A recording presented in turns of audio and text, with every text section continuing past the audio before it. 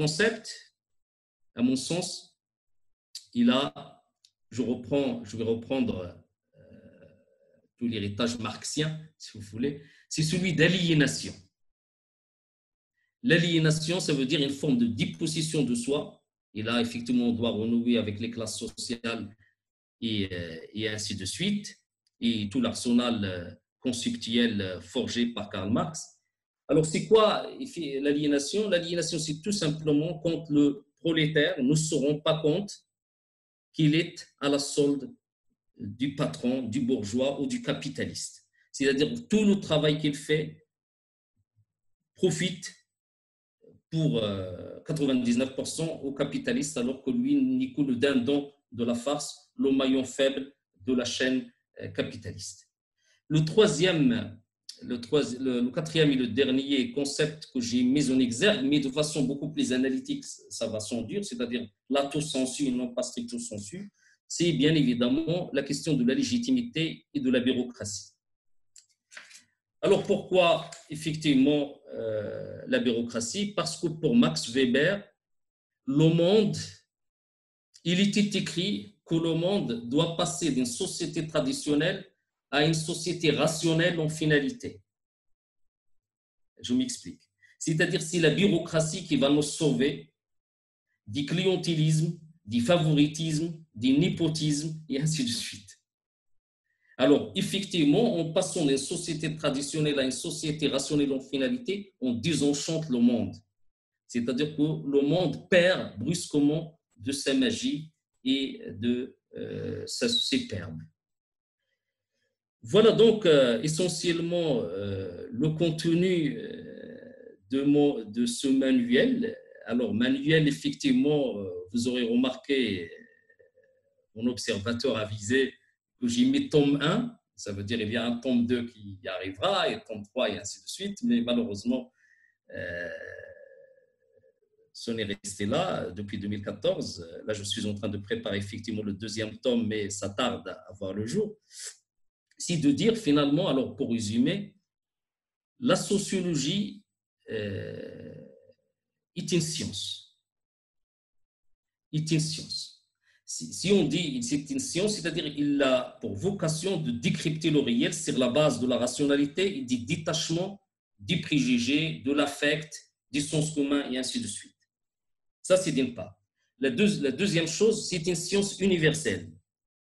Pour moi, c'est toujours une occasion de tourner en ridicule ceux qui prétendent qu'il y a des spécificités sociologiques, qu'il y a une sociologie marocaine, une sociologie française, une sociologie allemande. Oui, peut-être par la nationalité des auteurs, mais en définitive, la sociologie, c'est l'universel.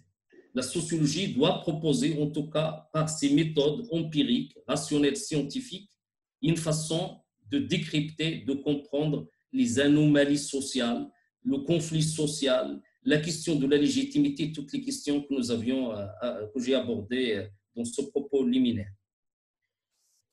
La deuxième chose que je mets à contribution, c'est à la fois l'existence d'un héritage de la sociologie, et cet héritage, nous pourrions effectivement le confiner chez les trois auteurs que j'ai cités tout à l'heure.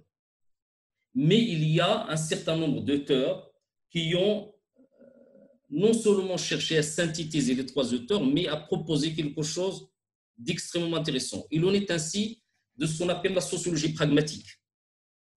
Alors évidemment, je ne vais pas rentrer dans les détails.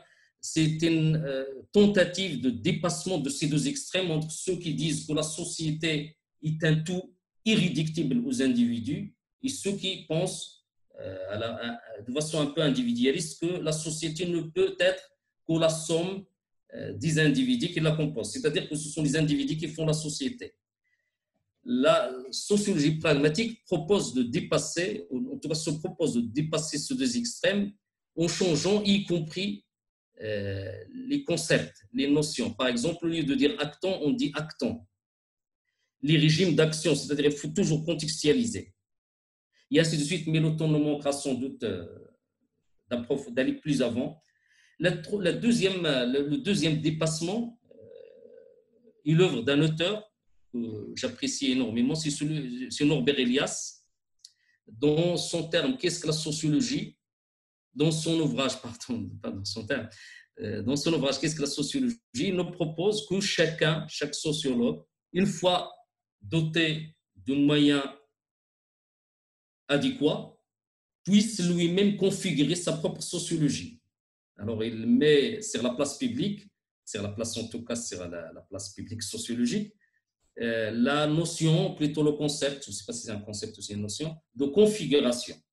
C'est-à-dire, je configure ma sociologie comme je pourrais configurer mon ordinateur avec la souris, le clavier, l'unité centrale, l'écran, et ainsi de suite. C'est-à-dire, il m'appartient, moi, en tant que sociologue, une fois doté d'une importante culture sociologique, de ne pas se fier à tous ces héritages, à tous ces concepts valises, mais de proposer moi-même, à la manière d'un cycliste ou d'un artisan de la sociologie, comment je pourrais me comporter, doté de ces concepts et doté aussi d'une culture de terrain, comment je pourrais configurer ma sociologie sans pour autant être prisonnier d'un paradigme ou d'un autre.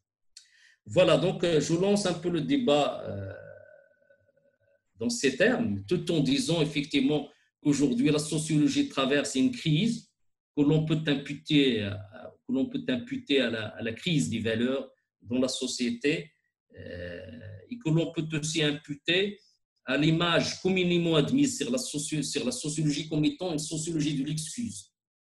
C'est-à-dire que tout ce que vous faites, parce que j'ai évoqué tout à l'heure le concept de la socialisation, tout ce que vous faites ne peut être que le fruit de votre éducation. Vous n'y êtes pour rien. Si vous commettez un crime, la société est à même de vous pardonner. Alors, effectivement, ça a fait un débat, notamment en France, avec une sortie de l'ancien Premier ministre français Manuel Valls pour dire que la sociologie est une science de l'excuse. Mais ce n'est pas une science de l'excuse parce que c'est mal connaître la sociologie, parce qu'il n'y a pas une école ou une doctrine ou un paradigme, mais il y a effectivement une pléthore de paradigmes et chacun, c'est ça l'intérêt de la sociologie pragmatique, et chacun prendra son miel là où il se trouve. Voilà. Je vous remercie et évidemment, je cède la parole à Abdelzak qui va organiser les débats. Ok, c'est Brahim. Merci beaucoup pour votre exposé qui est très, très important. Moi, personnellement, j'ai enrichi mon vocabulaire sociologique qui est, je n'ai que les rudiments à force de courtoyer les sociologues, donc je pique de temps en temps une partie. Bien, donc le débat est ouvert. Nous sommes 32 personnes autour de la table. Donc, je vous demanderai d'être direct sur les questions d'Yalkoum ou les éclaircissements. Comme l'a dit Sebrahim, la sociologie elle est empirique. Donc, chacun va ajouter sa pierre à l'édifice. Donc, soyons brefs pour que tout le monde en profite et de manière à écouter tout le monde. Donc, je commence par Sidri Saïtla. Merci, Abdelzak. Merci, c'est Ibrahim. Bonjour tout le monde. Vous m'écoutez? Oui, oui, oui. Allez. Alors d'abord, donc justement, sans trop tarder, je dirais que la sociologie, finalement, c'est un amalgame, c'est un mélange d'approches, plusieurs approches avancées justement par des théoriciens, Durkheim, Weber et d'autres. Il y a plusieurs bonnes gens qui ont travaillé sur cela. Ce n'est pas parce qu'ils ont des nationalités quelconques. Contrairement à cela, moi, je crois que justement, ce sont les paradigmes qui ne sont autres que des matrices disciplinaires, c'est des visions, des idéologies de ceux qui les portent. Alors, ce sont justement les méthodes et ces paradigmes qui a fait que la sociologie, donc c'est beaucoup de théories, c'est beaucoup de visions, c'est beaucoup d'approches. Je suis très réticent quand on dit que la sociologie est une science, de par l'épistémologie des sciences, de Karl Popper jusqu'à Feyerabend, de Lakatos et d'autres, quand ils parlent justement de la physique en tant que science, la physique, c'est la science des sciences, celle qui a le noyau le plus dur. Quand on parle de cette classification des sciences, et on parle des sciences qui ont le noyau le plus dur, et on vient vers les sciences, vers les disciplines qui ont le noyau le plus faible, le moins dur, jusqu'à la magie, si vous voulez. La magie qui n'est autre qu'une chimie ratée. Et la chimie qui est une magie réussie. Alors, justement, la sociologie, pour moi, c'est une discipline qui a un noyau. Comme toutes les disciplines qui ont des noyaux, on peut discuter de la dureté du noyau. Mais dire que c'est une science, c'est discutable. Et il y a du problème, du doute à la comparer justement aux vraies sciences comme la physique, la biologie, la virologie, comme on est en pandémie, en confinement, etc. Alors, la sociologie, pour moi, justement, tire son objet. C'est quoi une science, finalement? Théoriquement, en philosophie des sciences, c'est une discipline qui a un objet et une méthode. Oui, la dite sociologie a son objet et elle a ses méthodes, mais il y a plusieurs méthodes, comme il y a aussi plusieurs objets. Justement, la socialisation, le lien social, le quotidien, l'imaginaire, je ne sais pas quoi, les champs. Il y a beaucoup de choses qu'on peut dire quant à l'objet qui est étudié par la sociologie et on ne peut pas se mettre d'accord, en convergence sur un seul objet qui est clair et déterminé de la sociologie, mais ça revient justement généralement vers les relations sociales et vers les relations entre les humains. Justement, pour approfondir ce que je dis là, et vous avez avancé, c'est Ibrahim, que la sociologie est fille de la modernité.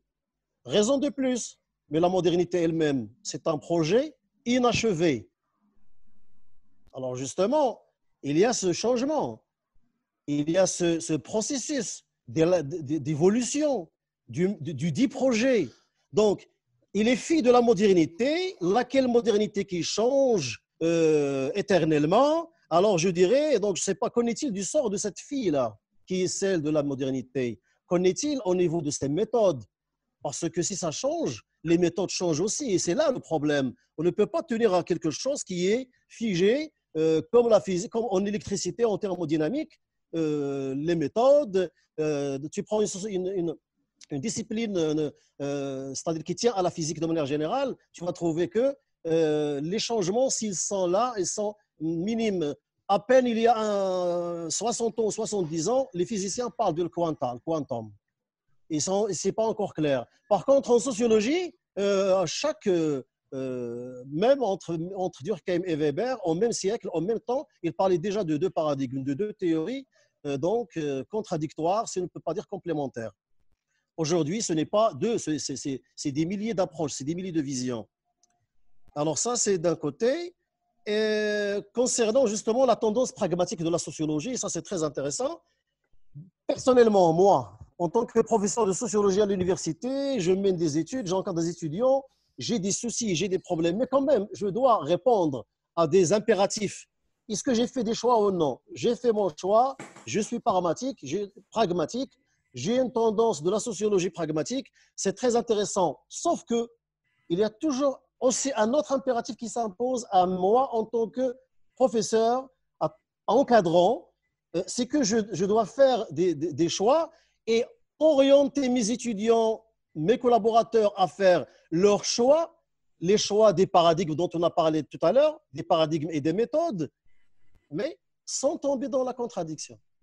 Et si jamais, j'insiste là, et si jamais on tombe dans la contradiction, et c'est très intéressant, il faut au moins en prendre conscience. Et là, je souligne encore le mot conscience qui intervient toujours dans la sociologie, dans le travail sociologique, et je peux revenir après. Merci. Merci, Cédric. Est-ce qu'il y a une autre intervention? Comme ça, c'est Brahim, il peut regrouper les réponses une seule fois. On peut peut-être faire des tac au tac. Hein. Vas-y, c'est Brahim. Alors, effectivement, le premier élément introduit par Driss, c'est de dire est-ce que c'est une science, est-ce que c'est une discipline? Les deux vont de pair, à mon sens. Alors, science, parce qu'effectivement, on a besoin, sinon c'est la clé sur la porte. On n'adhère pas au fait que la sociologie puisse être une science. À quoi bon faire de la sociologie? Alors, la discipline, c'est de nous compartimenter, c'est-à-dire de nous mettre dans des départements. Et lui-même, il est contre les départements, je pense. C'est-à-dire que les géographes sont les géographes, les sociologues sont les sociologues, les historiens sont les historiens. Il n'y a pas de possibilité de passage des frontières disciplinaires. Aujourd'hui, à mon avis, le plus grand problème auquel les sciences sociales ont à faire face, c'est les logiques disciplinaires. Nous avons organisé il y a maintenant quelques mois un grand colloque à Agadir sur l'interdisciplinarité. On ne dit pas l'interscience, c'est l'interdisciplinarité. Mais l'interdisciplinarité inclut aussi bien les sciences exactes, les sciences naturelles que les sciences sociales. Donc la question de la discipline, c'est purement académique, c'est purement universitaire. En ce qui concerne la discipline, en ce qui concerne la science, c'est la croyance que nous devrions avoir dans les sciences sociales. Et d'ailleurs, on ne les appelle pas les disciplines sociales, on les appelle les sciences sociales. C'est-à-dire, c'est quoi une science? Alors, si effectivement ma mémoire est bonne, quand on se réfère au petit Robert, on va, je l'ai dit tout à l'heure dans mon exposé, la science, c'est le décryptage des réels sur la base de la rationalité et des détachements de l'affect, des sentiments. Alors, c'est quoi, à mon avis? C'est le rapport à l'objet. Le sociologue doit absolument contrôler son rapport à l'objet. C'est-à-dire, il doit conquérir de l'objet. C'est Bachelard, parce que Driss a cité Popper, je fais citer Bachelard, je vais citer aussi Thomas Kuhn. Un objet, il est conquis, construit, constaté. Je le conquiers dans un premier temps, je le construis dans un second, dans un deuxième, et je le constate dans un troisième. Donc, si nous ne croyons pas, ou nous ne sommes pas suffisamment dotés de règles de la méthode sociologique, même si Max Weber et Durkheim, tout en étant contemporains, développent chacun deux perspectives sociologiques, il est quand même de bon aloi de relever que, premièrement, Durkheim, c'est sa fameuse phrase, il faut considérer les faits sociaux comme des choses. Mais Durkheim n'a jamais pensé que les faits sociaux sont des choses. Mais dans notre vision, dans notre posture en tant que sociologue, on doit les considérer comme étant des choses. D'ailleurs, Durkheim, avant même de produire les règles de la méthode sociologique, il a été voir Claude Bernard, Introduction à la médecine expérimentale, pour effectivement piocher dans ce grand manuel de médecine un certain nombre d'éléments qui pourraient aider la sociologie à se hisser au rang d'une discipline et d'une science respectable. Max Weber également. Max Weber, il a développé dans son énorme travail, Économie et société notamment, où il sert la science, je ne me rappelle plus le titre, la méthode idéale typique. C'est-à-dire, étant donné l'infini des rapports humains et des rapports sociaux, le sociologue doit construire des idéaux types. Par exemple, quand je dis la légitimité, bien évidemment que dans la réalité, il y a 1000 et une légitimités. C'est-à-dire le gendarme qui vous arrête et qui vous demande vos papiers, vous ne vous posez pas la question parce qu'il a la légitimité et la légalité de le faire. Mais à l'évidence, pour Max Weber, on ne peut pas aller sur le terrain et collecter tous les cas de figure relativement à la légitimité. Le sociologue peut parfaitement, dans sa tête idéale, dans ses idées, mettre un certain nombre de types comme ça, la légitimité traditionnelle, la légitimité charismatique et la légitimité légale rationnelle, de sorte à ce que toutes les actions humaines, en tout cas tous les types de légitimité, peuvent faire partie d'un ou de l'autre type, de la même manière que l'action sociale.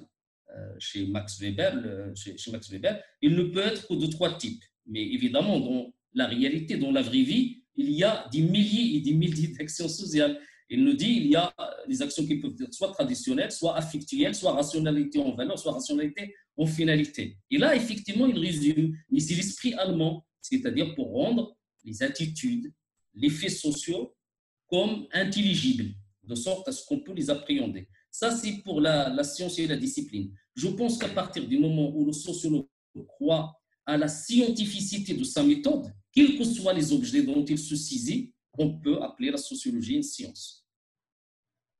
La deuxième des choses, la fille de la modernité. Évidemment, la modernité n'est pas achevée. Il y a même Bruno Latour qui avait écrit un livre fort remarqué, qui s'appelle « Nous n'avons jamais été modernes ». Mais si tu as fait attention, Driss, à la suite de ma phrase, dans mon propos liminaire, j'ai dit la grande transformation qui a affecté toutes les dimensions de la vie humaine. Alors évidemment, les sociologues se gardent bien d'avoir des jugements de valeur. Max Weber, tout en étant convaincu qu'on doit passer d'une société traditionnelle à une société rationnelle, en finalité, il n'a jamais dit, il n'a jamais pensé que la rationalité est beaucoup mieux que la tradition. Par certains côtés, on pourrait même qu'il penche sur le contraire, ou vers le contraire. Alors, quand on dit la transformation, on ne sait pas dans quel sens. Est-ce que dans un sens bénéfique à l'humanité ou pas? Alors, quand on voit le positivisme, parce qu'on en a parlé, même chez Auguste Comte, c'est quoi le positivisme? Le positivisme, c'est tout simplement de changer la société de sorte à ce que l'humanité soit améliorée, c'est-à-dire l'amélioration du sort de l'humanité. Et d'ailleurs, Auguste Comte avait cette phrase: à quoi sert la sociologie? Savoir pour prévoir, prévoir pour pouvoir.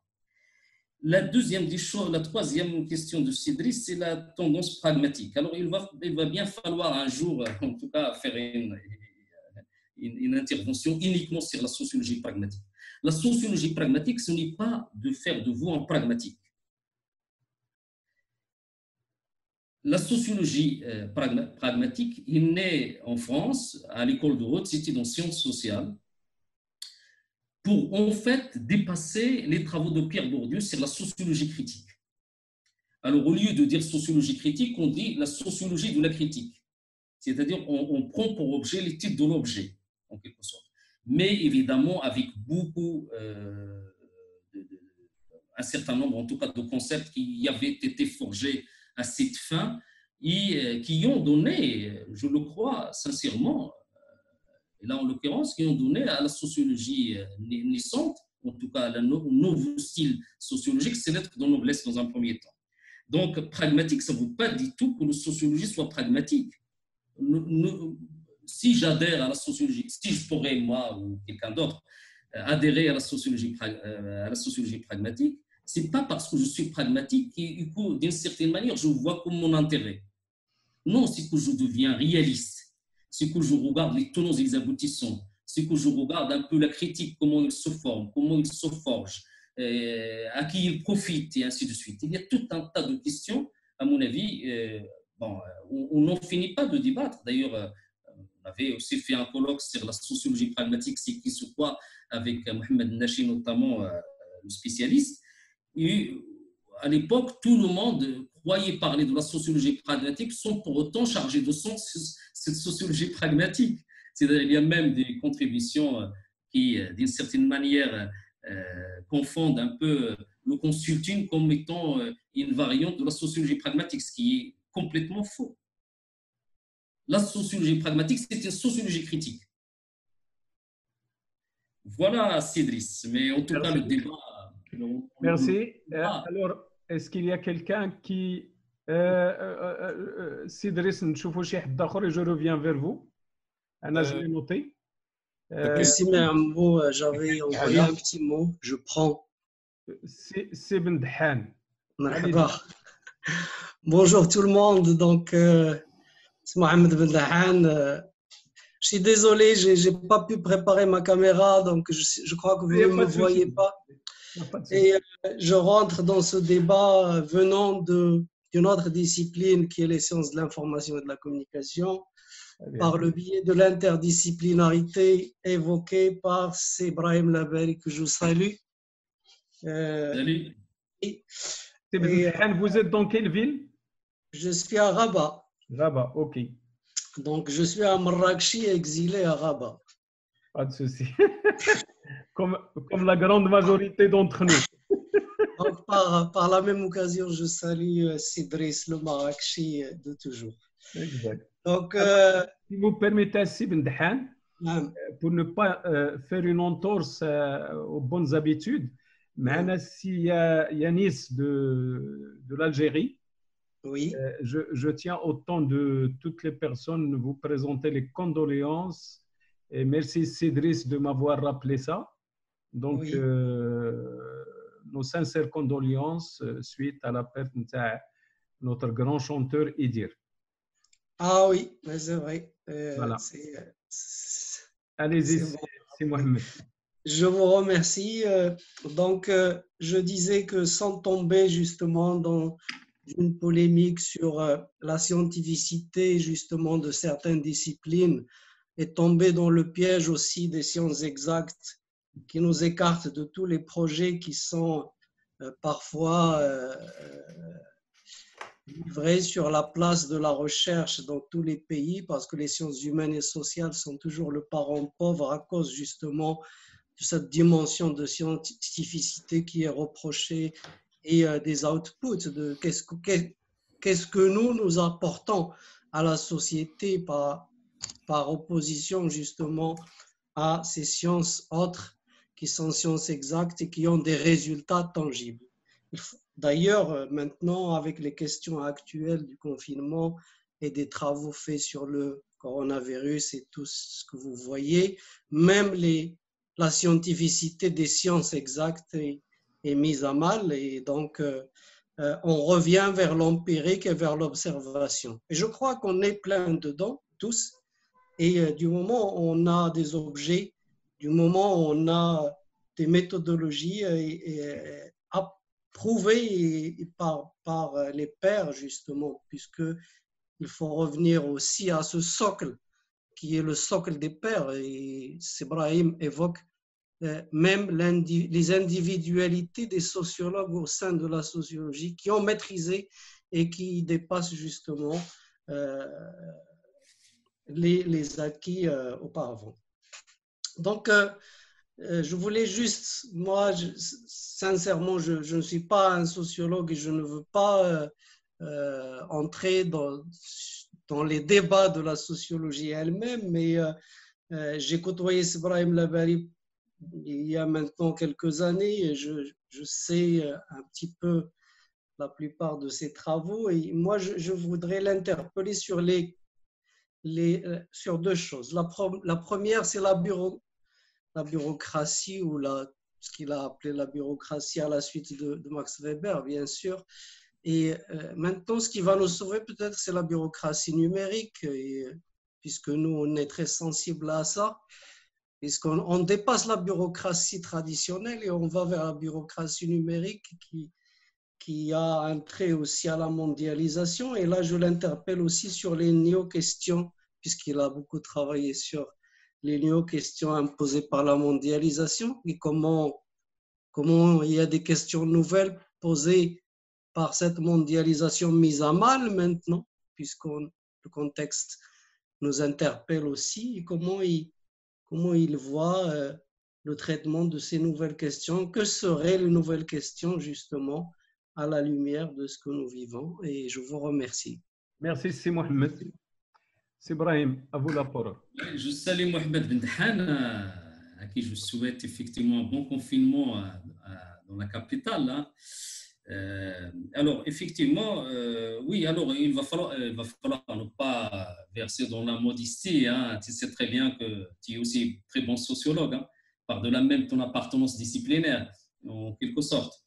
Là, en l'occurrence, tu m'interpelles sur la bureaucratie. La bureaucratie est un concept clé chez Max Weber, tout bonnement, parce que pour lui, c'est ça qui va, entre guillemets, en quelque sorte, signer l'avènement d'un modèle de société basé davantage sur la compétence que sur le népotisme, le favoritisme, le clientélisme et ainsi de suite.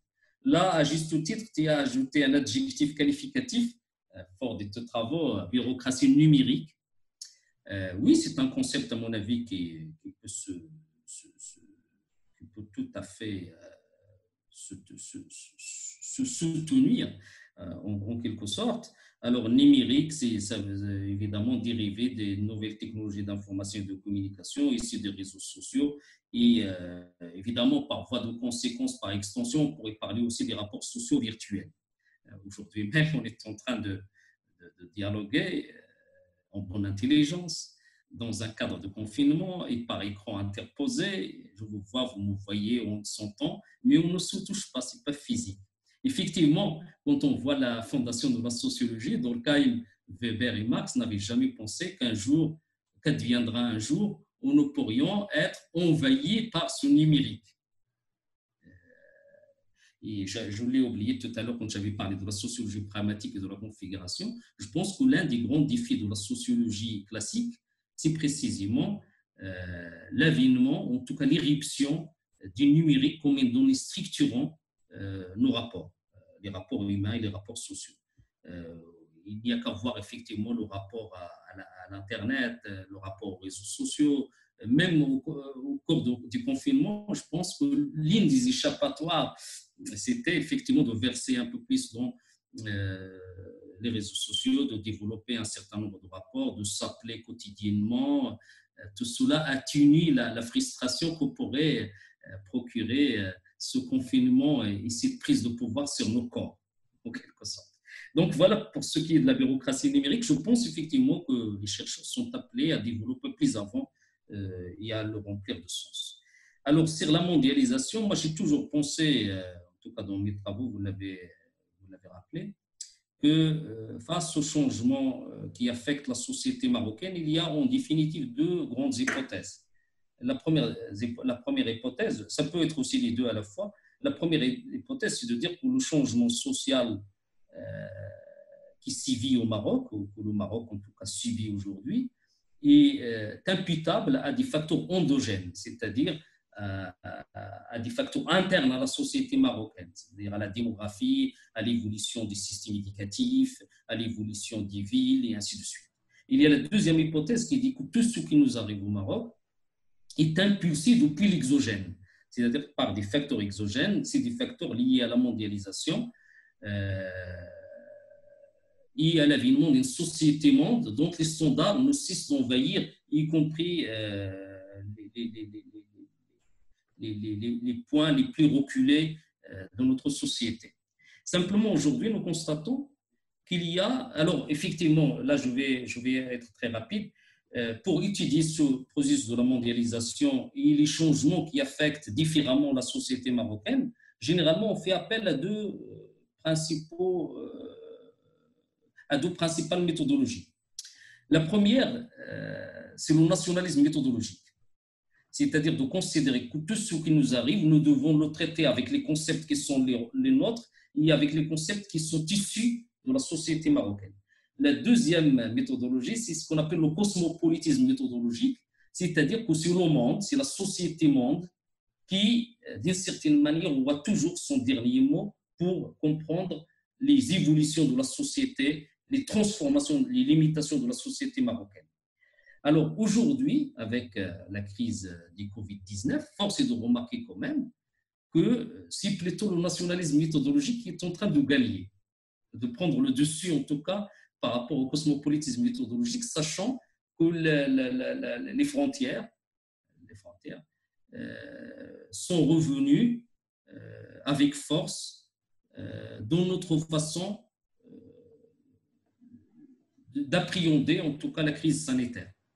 C'est-à-dire, la première des choses qu'on a fait, c'est de fermer les frontières, de voir que les frontières ont encore un sens dans un monde que nous disions qu'il est de plus en plus mondial et que de toute évidence, on s'achemine vers une gouvernance mondiale, un gouvernement mondial, et puis que tout est dicté quelque part aux Nations Unies ou à l'Organisation mondiale du commerce et ainsi de suite.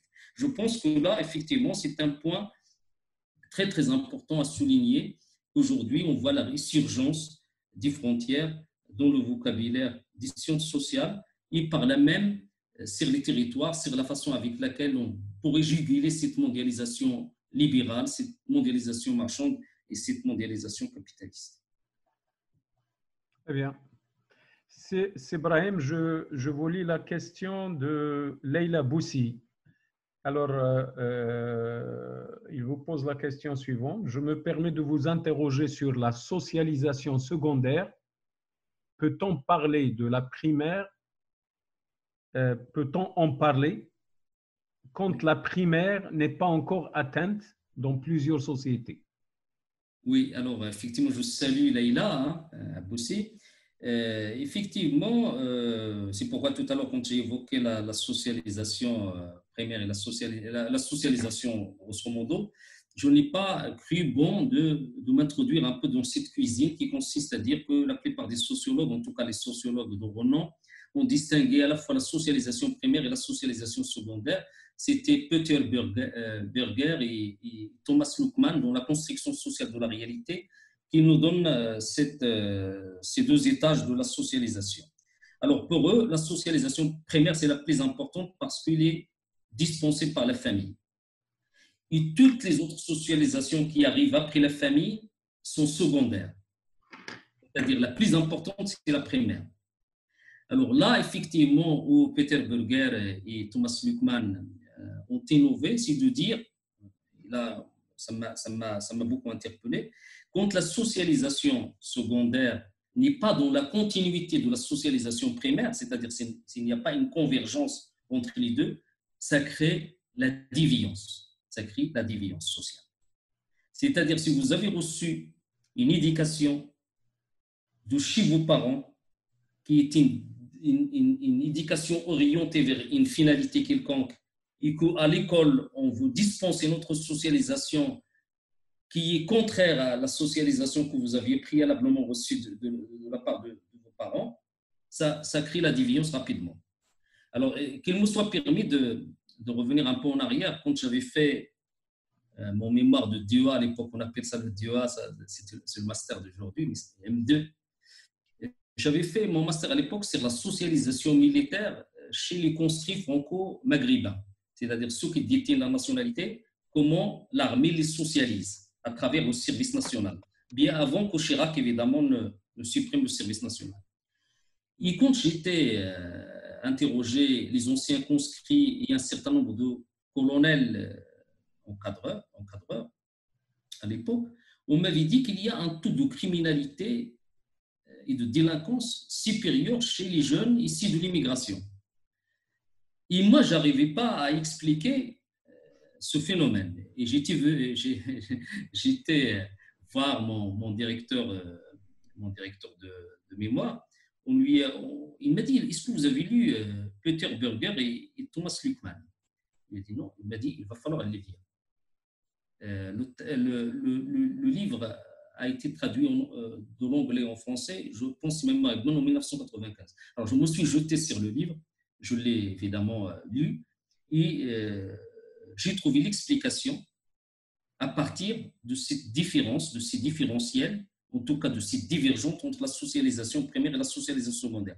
On a d'une part la famille qui vous donne une éducation religieuse et ainsi de suite, je ne vais pas être très explicite, et après à l'armée, on cherche à vous inculquer un certain nombre de valeurs qui sont à bien des égards contraires à celles que vous avez reçues de vos parents. Et là, évidemment, on a un taux de délinquance supérieur chez les conscrits franco-maghrébins.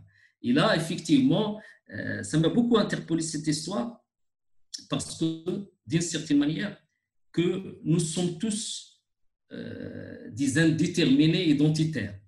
C'est-à-dire, rares sont les individus qui bénéficiaient d'une convergence totale entre leur socialisation primaire et leur socialisation secondaire. On est un peu des bâtards sociologiques, si vous me permettez, si vous me laissez passer cette expression, mais à des degrés divers. Donc voilà pour ce qui est de la socialisation secondaire, c'est-à-dire toute socialisation qui arrive, ou en tout cas dispensée par les institutions après la famille, sont classées socialisation secondaire. Très bien. Selon Peter Berger et Thomas Luckmann. OK. Est-ce qu'il y a quelqu'un qui veut intervenir? Avant de donner la parole, c'est Abdelmoumen ou c'est Abdeljalil? Oui. Est-ce que je peux intervenir? Il faut le demander et je vous inscris. Je connais Maïa Yamna. Oui, c'est moi. Très bien. Donc, après c'est Abdeljalil Sharqawi. D'accord. C'est Abdelmoumen. En fait, c'est une question de profane finalement, parce que moi, ma formation a toujours été scientifique, purement scientifique. Et donc, du coup, je risque de vous poser n'importe quoi comme question. Juste un éclaircissement beaucoup plus qu'autre chose. Ce qui m'intrigue dans tout ça, vous avez beaucoup parlé de méthodologie. Vous avez parlé d'approche scientifique. Et puis, pour moi, une méthode telle qu'on la connaît en science, c'est d'abord une validation de méthode. Derrière, il y a toute une validation statistique. J'évite de parler de l'échantillon mère, fille, etc. pour essayer de valider d'abord la méthode statistique avant d'entreprendre une étude. Est-ce que l'étude sociologique suit le même cheminement que ce qui est scientifique en termes de... Voilà, c'est une question juste... Très bien. Merci. C'est Brahim. Merci. Alors, effectivement, en tout cas dans le cursus universitaire en sociologie, on prend souvent soin de distinguer entre les méthodes quantitatives et les méthodes qualitatives. Les méthodes quantitatives, effectivement, ont trait aux statistiques, aux données chiffrées et ainsi de suite. Et en ce qui concerne les méthodes qualitatives, ce sont des méthodes qui ne sont pas des statistiques, mais ce sont un certain nombre de techniques que l'on utilise pour collecter les données. Exemple, l'observation. On fait de l'observation, on fait un relevé d'observation, on fait des entretiens et on vient avec des verbatims, et on analyse ces verbatims, ces faits d'observation et ainsi de suite. Alors, il y a beaucoup de sociologues qui se disent comme étant des qualitativistes, c'est-à-dire ils ne croient pas beaucoup aux statistiques, surtout dans un contexte où les statistiques sont douteuses. Si vous voyez ce que je veux dire. Mais il y a des statistiques que l'on peut se fabriquer soi-même. On peut se les fabriquer effectivement par l'intermédiaire, par le trichement des questionnaires. On élabore un questionnaire, on le distribue à un échantillon de 1000, 2000 personnes, et une fois le questionnaire renseigné, nous permet de faire des diagrammes, des camemberts et ainsi de suite, mais à mon sens, ce n'est pas très important.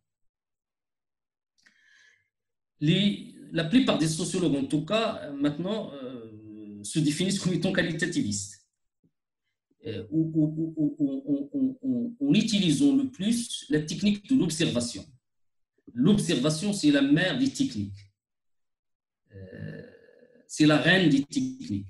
C'est-à-dire que tout ce que vous regardez, vous observez, c'est quelque chose qui est sain, qui est vrai, qui est véridique. Et tout ce qu'on peut vous raconter, même par l'intermédiaire de l'entretien, on peut vous raconter des mensonges, après tout. Donc oui, les sociologues, ils les utilisent. Moi, je vais vous donner un simple exemple, et ça serait une façon aussi de faire un clin d'œil à Pierre Bourdieu. Pierre Bourdieu avait écrit un livre sur l'Algérie qui s'appelle « Travail et travailleurs en Algérie ». Alors, il a combiné, il a alterné les deux méthodes. Toute la première partie, c'est uniquement les statistiques, et toute la deuxième partie, c'est uniquement le qualitatif. Et en sociologie, on utilise aussi bien les méthodes quantitatives que les méthodes qualitatives, mais on a quand même, grosso modo, un penchant vers le qualitatif, vers le monographique. On va chercher à comprendre des situations micro, à bien les étudier par tous les aspects, et ainsi de suite. Très bien. Merci. Donc, je donne la parole, c'est Sharqawi. Oui, salam alaikum. Moi, j'ai bien suivi un exposé de notre professeur Ibrahim. Je salue les gens d'Agadir avec ce confinement et j'ai beaucoup d'amitié avec Ibn Zohr. J'espère que notre président de l'université s'installe rapidement parce qu'on attend toujours son installation. Moi, je suis un ami des sociologues. Je ne suis pas sociologue, je suis un ami de sociologues du fait que j'ai fait une carrière dans le social de presque 30 ans déjà, rien que dans le social. Et j'avais affaire à des sociologues et à la sociologie d'une manière générale. J'étais responsable dans une administration qui fait appel justement au service des sociologues. Et j'ai pu comprendre un petit peu comment la sociologie, à travers quelle optique il peut être très utile au niveau de développement, surtout quand il s'agit d'un développement inclusif où il y aurait de la concertation, la participation de la population, anticiper sur des phénomènes qui commencent à apparaître, etc. Tout ça, vraiment, on a besoin de la sociologie et des sociologues.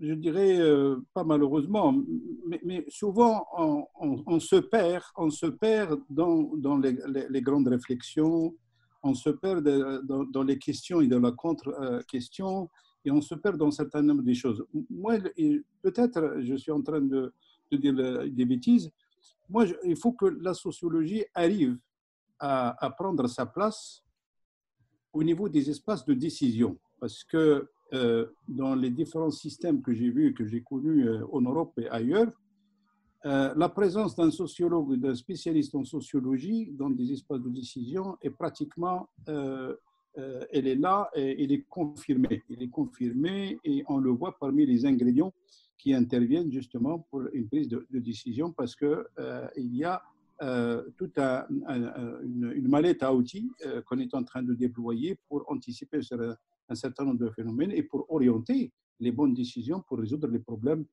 sociaux d'une manière générale. Mais tout ça, ce n'est pas le sociologue lui-même ou l'équipe des sociologues, mais il y a des institutions, il y a des universités, il y a des espaces de réflexion, il y a un observatoire qui est installé, il y a justement les établissements qui s'occupent des statistiques, qui sont préparés justement pour trouver la matière, pour donner justement à ces sociologues pour réfléchir, etc. C'est tout un monde autour de la sociologie. Il n'y a pas justement la personne sociologue, il n'y a pas justement une université ou un petit groupe, mais c'est tout un dispositif. Et avec ça, beaucoup de pays, ils ont trouvé vraiment des meilleures orientations de développement où ils ont utilisé la sociologie appliquée pour résoudre toute une série de problèmes. Chez nous, au Maroc, on a eu des tas de moments où on avait besoin de la sociologie pour lutter contre la délinquance, pour lutter contre les crimes, pour lutter contre la prostitution, pour lutter contre la mendicité, pour lutter… Maintenant, on parle un petit peu de l'immigration, etc. Il y a tous les jours, nous avons le développement humain. Pratiquement, tous les projets qui sont en train d'aller vers justement l'initiative nationale de développement humain, je sens qu'il y a vraiment une carence énorme en matière de réflexion sociologique. Ça ne vous semble pas que ce n'est pas normal qu'on reste la sociologie reste dans les universités et dans les débats des pères fondateurs et dans est-ce qu'il est scientifique ou pas scientifique? Des gens comme les usagers de la sociologie, ben, il faut qu'ils trouvent des réponses justement parce que maintenant on a besoin, aussi bien chez nous au Maroc que dans d'autres pays, en Afrique par exemple, ailleurs, en fait, qui viennent d'ailleurs. Généralement, c'est des Français ou des gens qui viennent d'ailleurs.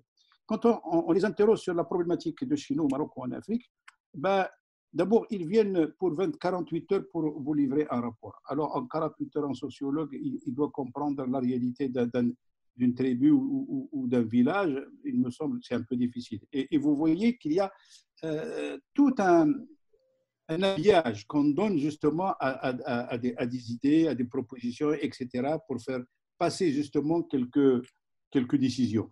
Et là, je trouve que c'est dommage. C'est dommage parce que moi, je trouve que c'est une discipline qui a sa place aujourd'hui, surtout dans le monde du Sud, pour essayer de trouver un peu les solutions aux grandes questions qui sont posées. Maintenant, le confinement, aujourd'hui, quand je lis les journaux et je vois un petit peu ce qui se passe, très peu de sociologues, par exemple ici à Rabat, très peu de sociologues qui s'intéressent justement à décortiquer un peu cette question et quelles sont les conséquences de ce confinement et comment on peut amener un ménage à rester stable devant ce… Il y a des conflits dans les couples, il y a énormément de problèmes avec ce confinement, mais il y a très peu d'écrits sur cette question. C'est pour cela, moi, je vous interroge en tant que des enseignants-chercheurs, etc. Est-ce que vous ne pensez pas qu'il faut absolument unifier les visions au lieu de rester dans des divergences où il est le vrai, où il est le faux dans certaines bases, etc. Il faut peut-être institutionnaliser la présence d'un sociologue dans le développement. À mon avis, moi, je suis en train de vous parler comme un client de sociologie parce que j'étais directeur général d'une boîte où on avait besoin vraiment des milliers de sociologues pour comprendre ce qu'on doit faire. Et on travaillait avec vraiment d'une manière avec Braille, la méthode Braille. Toutes les décisions, c'était des fausses décisions. On a raté pas mal de choses parce que nous n'étions pas suffisamment bien conseillés par les sociologues. Voilà, merci beaucoup. Merci Seb Jdlil. Donc, Seb Jdlil, il est connu par ses questions terre à terre, sachant c'est un expert de l'économie sociale. Donc, il fait de la sociologie de sa manière. Allez-y, c'est Ibrahim. Alors, effectivement, ça recoupe un peu la question de tout à l'heure, à quoi sert la sociologie et à quoi doit servir le sociologue. Encore une fois, il y a un consensus sur cette question de la part des sociologues. La plupart des sociologues, en tout cas les pères fondateurs, pensent que la sociologie doit servir à améliorer les choses, à lutter contre le racisme, à lutter contre le crime, à mieux assainir la société, à mieux réguler les rapports sociaux, et ainsi de suite. Vous avez parlé tout à l'heure du travail social, de la question sociale, comment on peut aider les gens. Il faut aider les gens à s'en sortir. Alors, en cela, il faut servir le peuple. Il y a toute une tradition sociologique qui va dans ce sens. Ça s'appelle d'ailleurs sociologie de l'émancipation. Il va falloir aider une mère célibataire à s'émanciper. Il faut aider un gardien de voiture à s'émanciper, un serreur de chaussures à rompre avec son quotidien, et ainsi de suite. Et je parle en faisant un clin d'œil à Yamna qui avait consacré son mémoire de fin d'études à la question. Oui, effectivement, quant Augusto Comte à qui on avait demandé à quoi sert la sociologie, et quand il répond savoir pour prévoir, prévoir pour pouvoir, c'est que le sociologue doit avoir comme vocation de transformer les choses dans le sens d'améliorer le sort des gens ordinaires et des gens en général. Mais vous avez parlé du confinement. Où sont les sociologues, effectivement, alors que nous vivons une expérience unique dans l'histoire? On n'a jamais vécu ça. Où sont les sociologues? Moi, je ne pense pas que les sociologues doivent se dépêcher à étudier la question dans la foulée des choses. Et il va falloir qu'ils attendent un petit peu et il y a toujours des temporalités. Il y a la temporalité d'un chercheur, il y a la temporalité aussi d'une expérience vécue par la plupart, par tout le monde, en fait. Donc, il faut que le sociologue puisse avoir un certain nombre d'éléments. Rien que pour mener une enquête, ça prend quand même quelques mois. Il va falloir, dans un premier temps, faire des études exploratoires, aller sur le terrain, faire des entretiens, transcrire les entretiens, analyser les entretiens. Il y a tout un travail d'artisan qui est fait par le sociologue. Alors, il y a une deuxième école. Je rappelle tout simplement, parce que vous avez évoqué dans votre question Agadir et l'université. En 2008, quand on a ouvert le département de sociologie à Agadir, on l'avait ouvert en misant beaucoup sur le travail social. Grâce à un partenariat que nous avions eu avec l'université de Francfort et l'université de la très nationale, enfin, Clermont-Ferrand, Francfort, Agadir, et nous avions ouvert le département de sociologie pour former les gens aux techniques à la profession de travailleur social, d'assistant social et ainsi de suite. Et on avait même, on est 5 à l'époque, un parcours qui s'appelle travail social. Mais est-ce que nous sommes formés nous-mêmes à donner en quelque sorte des remèdes à des maladies sociales ou à des maladies de la société? Je ne le pense pas honnêtement. On nous a dépêchés pour faire un cours sur le travail social, sur les théories du travail social, alors que le travail social, c'est plutôt une technique qui doit s'articuler davantage au terrain et à la souffrance humaine. Alors, la deuxième tradition, c'est une tradition qui nous vient d'un autre père fondateur de la sociologie, qui s'appelle Max Weber, qui dans un livre qui s'appelle Le savant et le politique, nous dit que ce n'est pas aux sociologues d'intervenir pour remédier à quoi que ce soit. C'est plutôt aux politiques. C'est-à-dire que le savant doit faire des études rigoureuses dans les règles de l'art sociologique et dans les règles de l'art scientifique. Et puis, c'est aux politiques de lire le travail des savants pour le mettre en œuvre. À cet égard, Max Weber distingue deux éthiques, l'éthique de conviction et l'éthique de responsabilité. L'éthique de conviction, c'est plutôt celle d'un chercheur. Et l'éthique de responsabilité, c'est celui du politique. C'est le politique qui doit trouver les remèdes. C'est le politique qui doit solutionner les problèmes. Mais le sociologue, il peut parfaitement produire des rapports, produire des enquêtes, produire des monographies, mais il ne doit jamais, explicitement du moins, proposer un certain nombre de recommandations pour appuyer le politique. C'est au politique de lire le sociologue et de tirer les conséquences qui s'imposent. Très bien, merci. La parole est à toi, Yamna. Comme ça, je voulais deux ou trois questions qui... Est-ce que vous m'entendez bien? Allez-y, allez-y. Donc, rebonjour à vous tous. Premièrement, c'est pour l'invitation et merci pour ce débat malgré ce cadre de confinement. Dans le contenu de votre ouvrage, alors pour moi, c'est ce qui a attiré ma attention dans ce débat, c'est la définition que vous avez donnée, M. Labali, à la sociologie. Vous dites que la sociologie est une étude de la complexité et du certitude. Je me rappelle bien, c'est une citation donnée par Gramsci. En fait, c'est ce que je vais vous dire. C'est qu'on peut considérer, à mon avis, toutes les sciences comme des sciences complexes. Soit l'anthropologie, soit la sociologie, soit l'économie. Essaye de ne pas trop bouger avec ton micro. D'accord. Je relis.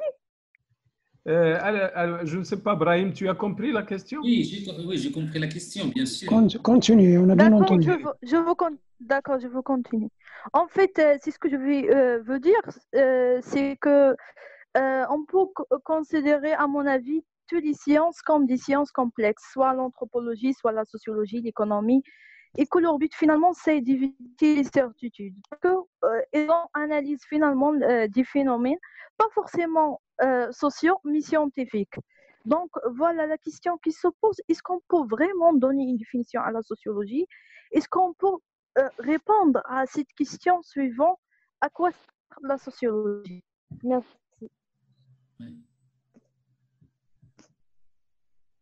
Merci, Amna. Merci pour cette question. Brahim.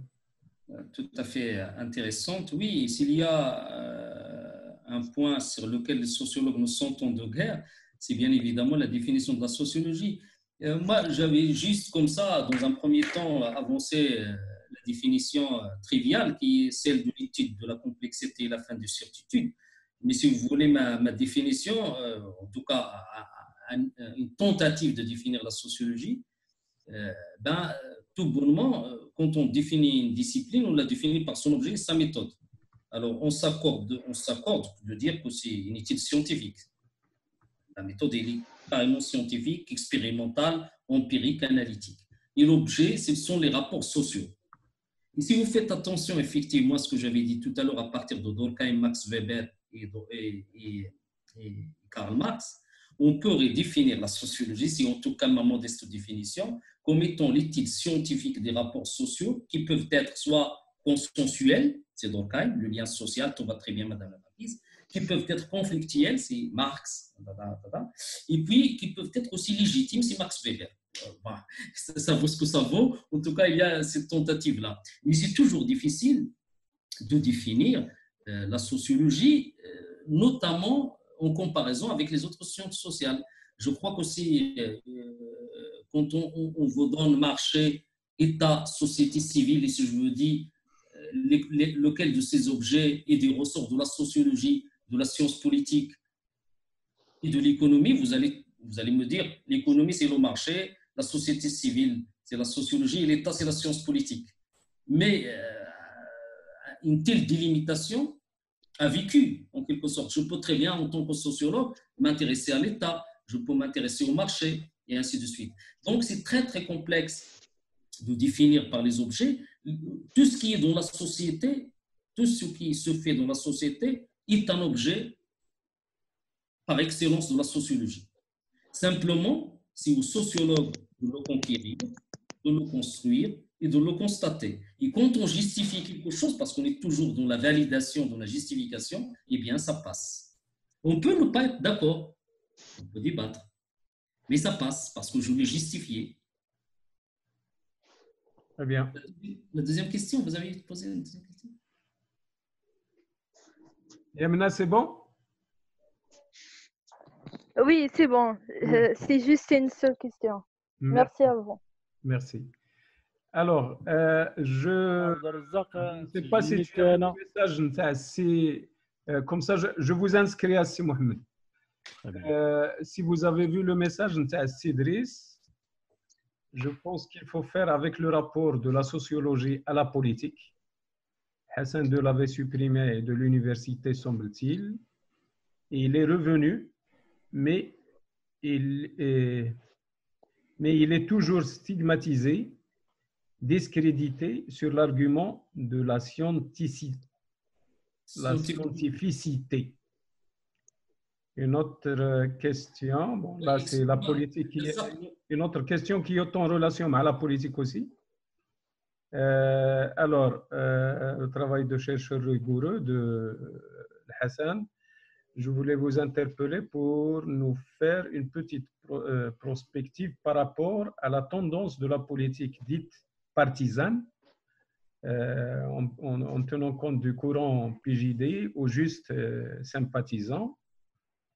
Un autre complément dans ce sens, suite à 2 mandats analysés par chacun d'entre nous à sa manière, et nous sommes dans l'attente d'une tendance nouvelle. Comment un chercheur pourrait expliquer ces phénomènes qui s'installent et qui disparaissent?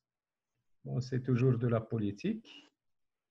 Donc, je vous laisse dans le volet politique répondre. C'est Sidris ou c'est Hassan? Allez-y, c'est vrai. Alors, moi, oui, la politique ou le politique. Alors, c'est quoi la politique? C'est agir. C'est cette capacité de transformer les choses en dehors, effectivement, de la politique partisane. À dire vrai, la sociologie politique s'intéresse surtout aux alliances qui pourraient exister entre les gens pour qu'ils convergent, pour qu'ils se mettent d'accord sur un aspect de la vie. À dire vrai, je ne vois pas très bien le rapport avec le manuel. Très bien. Ok, donc je donne la parole à Sila Yashi pour passer la parole à Sidris Ait Al-Houmel. Salah. Oui. Ok, c'est Abdelrazak. Salah, je dois faire le tour. Je reviens à ceux qui ont posé une première question. Donc, tu es inscrit, ou c'est Sidris? Pas de problème, j'attends. C'est le confinement, on attend. Hein. Merci, c'est Abdelrazak. Merci, c'est Brahim pour votre exposé. Moi, je ne suis pas dans le domaine, mais je voulais juste poser une question, si vous permettez. Donc, dans le monde de la finance et bancaire d'une façon particulière, on parle de l'analyse du comportement client.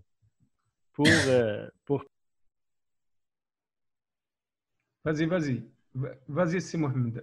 J'ai fait une fausse manip. C'est bon? Vas-y.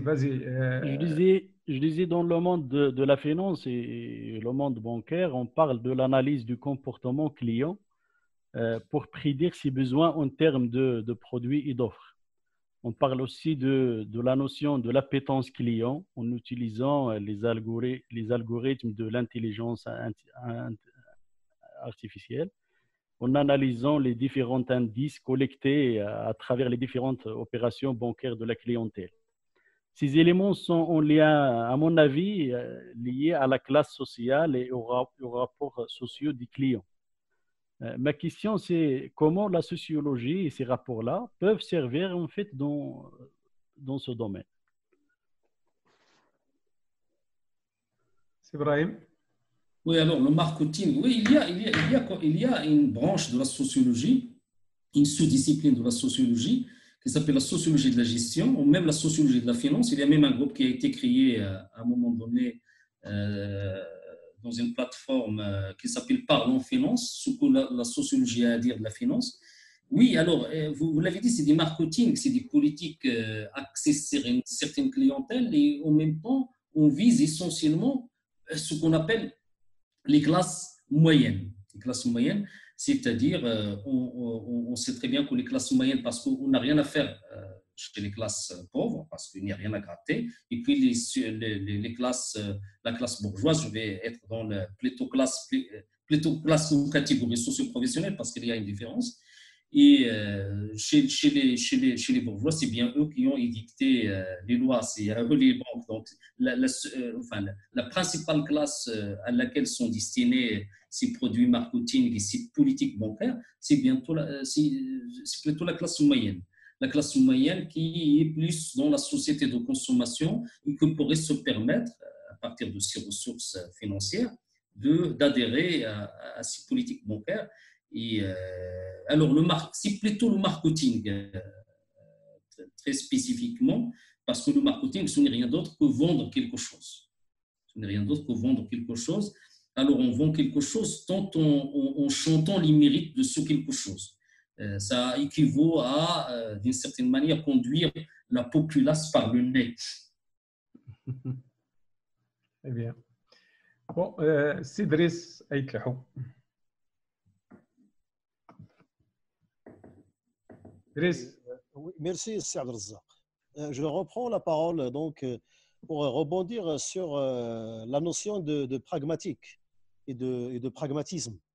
Alors, je dirais d'abord que ce concept est apparu en philosophie et en économie avant qu'il soit collé à la sociologie. Ça, c'est connu. Et en linguistique, mais bien avant. Je l'ai écrit là sur la discussion que pragmatique, ça veut dire tout simplement la pratique et l'action. Alors justement, je tiens à signaler qu'au Maroc, au Blarabia, la philosophie, la sociologie traduite dans la langue arabe, au Maroc, se retrouve devant une déviation de sens. Quand on dit à quelqu'un pragmatique, les Marocains comprennent que ça veut dire égoïste, que ça veut dire qu'il devance son intérêt devant les autres. Ce n'est pas vrai, c'est faux du tout. Pragmatique, ça n'a jamais été dans le monde être opportuniste ou bien être égoïste. Les concepts sont très différents. Pragmatique, tout simplement, peut être résumé en trois dimensions. Être pragmatique ou bien dans la pragmatique, c'est la réalité, c'est le réalisme, c'est l'efficacité, efficience et performance, et c'est la praxis, le terme de Marx. La praxis, c'est-à-dire la pratique sociale. Les trois concepts, les trois dimensions du pragmatisme, c'est ça, et ce n'est pas autre chose. Alors justement, pour revenir à la sociologie et à l'interdisciplinarité, actuellement dans le monde, on parle de la transdisciplinarité. L'interdisciplinarité est dépassée elle-même.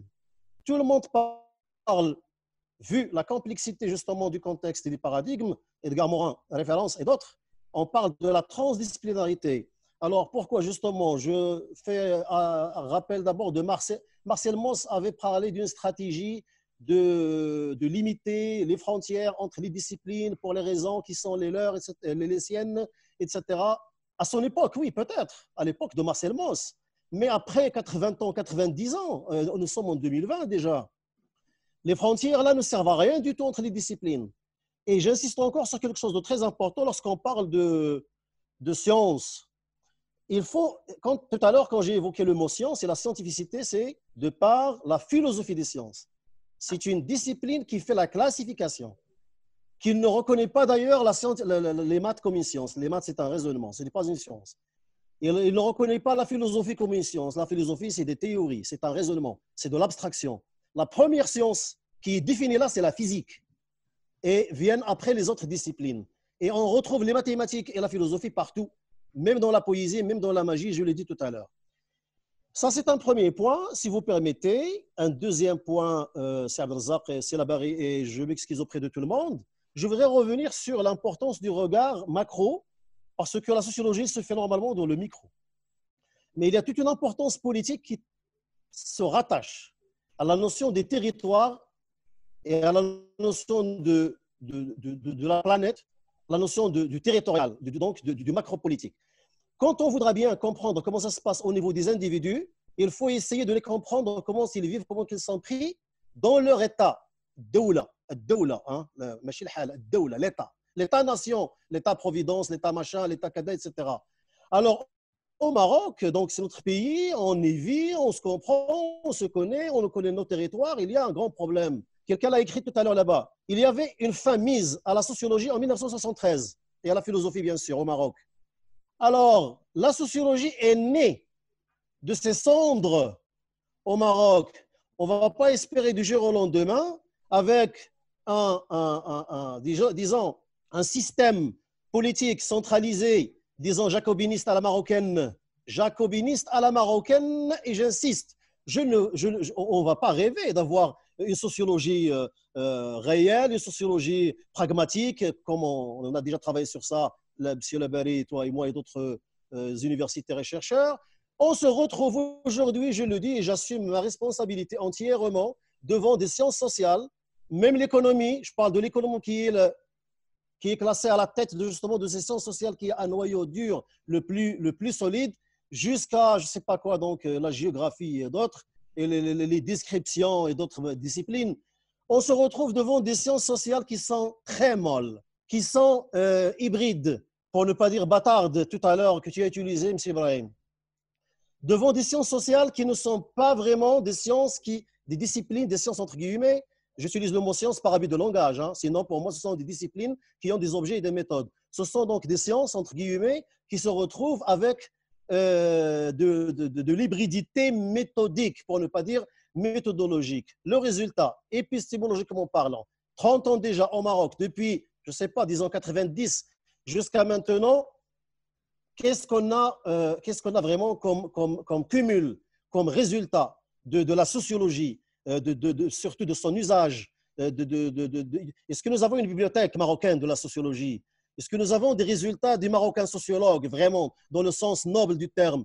Je rappelle que les brillants de la sociologie politique du Maroc qui sont connus, ils viennent du droit. Ils viennent du droit ou de l'économie. Hein? Donc, je ne veux pas citer des noms, mais ils sont connus. Ils viennent de l'Qanun al-Am, qu'ils appellent abusivement l'ulum siyasiya. L'Qanun al-Am et de l'économie. Un jour, donc voilà, avec le travail et l'empirisme, ils s'appellent eux-mêmes des sociologues et ça marche. Je ne sais pas si je peux rebondir encore sur les méthodes. Brièvement, brièvement, il n'y a pas de frontière entre les méthodes qualitatives et quantitatives, et toutes les deux s'apparentent et utilisent les statistiques et une sociologie ou une science sociale, quelle que soit sa nature.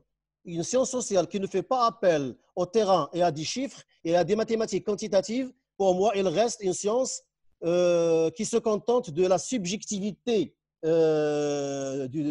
du chercheur et bonjour les conséquences des idées, des analyses subjectives qu'on va prendre pour de la sociologie, de la science politique, de la politologie, tout ce que vous voulez. Pourquoi? Parce que pour moi, franchement, il y a un désordre, il y a de l'anarchie dans ce contexte au Maroc. Merci. Très bien, merci. C'est Ibrahim. Alors, pour répondre, bon, il y a beaucoup de choses effectivement qui ont été dites. Hein. Moi, je suis très factuel. Hein. De toute façon, moi, je ne prétends pas avoir le brevet d'arborer les labels, le label de sociologue ou de géographe ou d'économiste, ni même celui de pouvoir dire qu'il vient. Bon, si un auteur est jugé, il va être jugé sur la base de son travail. Et il faut d'abord lire son travail, le comprendre, et puis chercher à voir comment il pourrait contribuer utilement à sa discipline ou aux sciences sociales en général. Sur la sociologie pragmatique, c'est pas une discipline à part entière, hein, c'est un style parmi d'autres, un style sociologique parmi d'autres. Inspiré par différentes écoles et doctrines, mais quand même qui a démarré au sein d'une école, l'école de haute études en sciences sociales, et qui a forgé plus ou moins un champ discipline, un champ avec un appareil, avec un dispositif, avec des concepts pour comprendre pour comprendre la société. Alors, il n'y a pas lieu d'aller plus avant, sinon on aurait on consacrera peut-être une science à part entière à la sociologie pragmatique. En ce qui concerne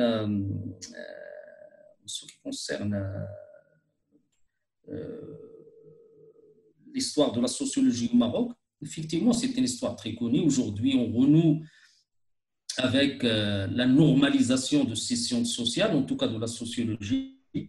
À l'époque, simplement, il faut savoir qu'au Maroc, les deux principales sociologies dominantes, c'est la sociologie rurale et la sociologie politique. La sociologie rurale, grâce aux travaux de Paul Pascan, notamment, et puis la sociologie politique, grâce aux travaux de Bruno Etienne, de Rémi Loveau, de John Waterbury, qui ont formé un certain nombre de politistes marocains comme Mohamed Touzé, comme Hassan Rachid, et ainsi de suite. Bon, après, aujourd'hui, il y a quand même une pléthore de sous-disciplines qui voient le jour au Maroc. Il y a la sociologie du travail, il y a la sociologie urbaine, il y a la sociologie de l'alimentation, la sociologie de l'environnement. Et petit à petit, la sociologie se renforce dans le cursus universitaire et on a de plus en plus, mais il y a un effet génération, bien évidemment. La génération, nous, on avait commencé la sociologie à Agadir en 2008 et depuis, je peux le dire, le nombre d'étudiants ne cesse de croître à travers les années. On avait commencé avec 400 étudiants, on en est aujourd'hui on a dépassé 2000 étudiants, si vous dire. Effectivement, il y a un autre problème, c'est le problème de la langue. Je suis en train de vous parler de mon manuel écrit en français pour des étudiants. Donc, l'essentiel quand même du cursus, c'est dispensé en langue arabe. Alors, effectivement, on a bien pensé à la chose parce que il faut comprendre aussi que la sociologie est aussi enseignée à l'ONCG, à l'École nationale de commerce et de gestion, que de plus en plus on fait appel aux sociologues sur la sociologie du tourisme, sur la sociologie des médias, grâce notamment au master et au cadre des thèses aussi sur les différentes sociologies. Le problème de la langue, à mon avis, il est prégnant. Il y a, on enseigne en arabe. La plupart des références sont en anglais et accessoirement en français. La plupart des traductions qui ont été faites, c'est pourquoi tout à l'heure, dans mon propos liminaire, j'ai parlé d'un constat et d'une désolation, d'un souci. La plupart des traductions ont été faites par des gens qui,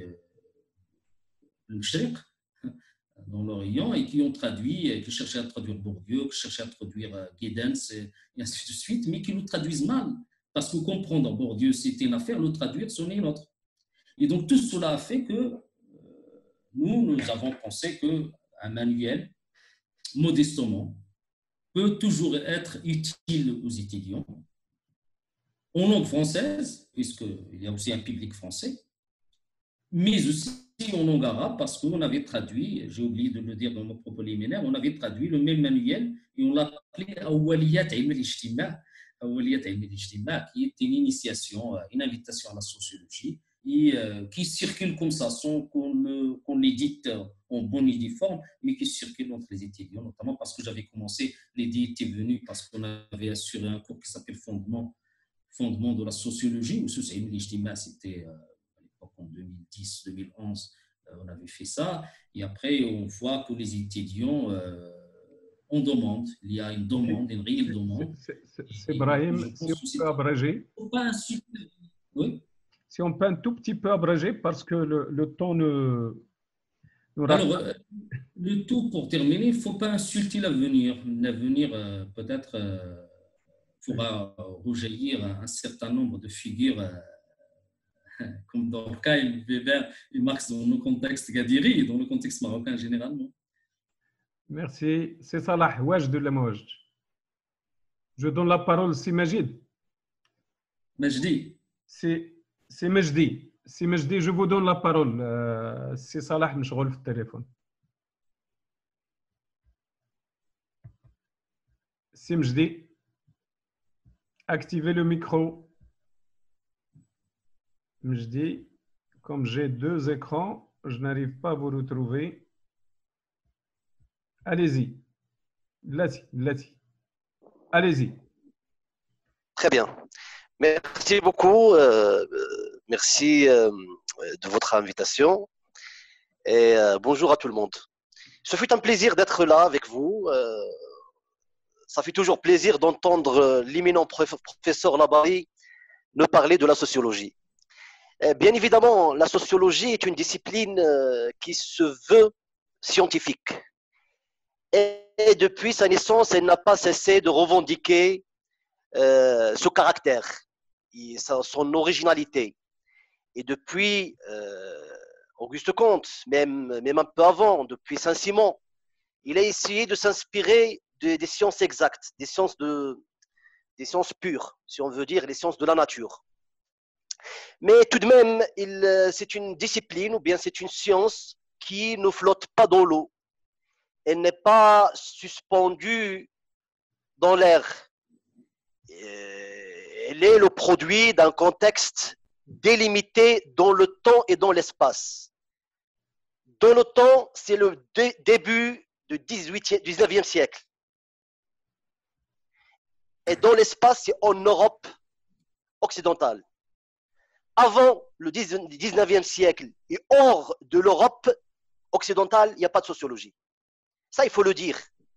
Pour revenir à la question qui a été posée par un de nos amis sur l'utilité de la sociologie, je porte une vision pessimiste, voire obscurantiste sur ce sujet-là, parce que je considère que le Maroc, chez nous, on n'a pas de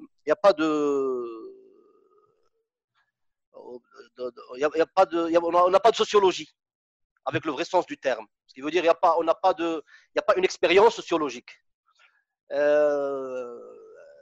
La sociologie dans la société marocaine n'a pas réussi. Sa naissance, elle est toujours attendue, soi-disant. La sociologie est utile à la société moderne. La communauté marocaine, ou bien la société marocaine, comme les communautés traditionnelles et archaïques, n'ont pas besoin de la sociologie. Parce que tout simplement, ces sociétés, comme la nôtre, ils comprennent ce qui leur arrive en allant chercher les éléments de compréhension et d'explication en dehors de la vie sociale. La sociologie est utile à la société moderne, car, à l'instar des autres sciences sociales, il assure ce qu'on appelle la réflexivité. Al-in'ikasiya, باللغة العربية. Je ne sais pas si la traduction est bonne ou pas, mais on dit in'ikasiya. Ça veut dire quoi? Ça veut dire voilà, la capacité, rapidement, la capacité des sociétés modernes à s'auto-étudier ou bien à s'auto-analyser. Les sociétés traditionnelles comme la nôtre, on s'en remet souvent à la divinité, à la providence, Inch'Allah, au plaisir de Dieu. Notre société n'a pas besoin de sociologie, pour le dire. Et merci beaucoup. Merci. Alors, un complément sur ce que Simjdi vient d'avancer, qui a été posé par Fadma. Merci Labari pour cette présentation. Ma question est la suivante.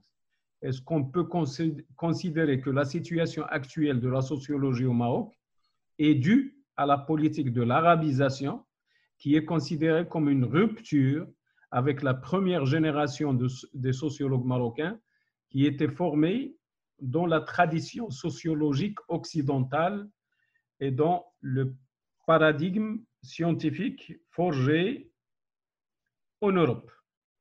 Là, c'est une question et je vous laisse la parole, c'est Ibrahim.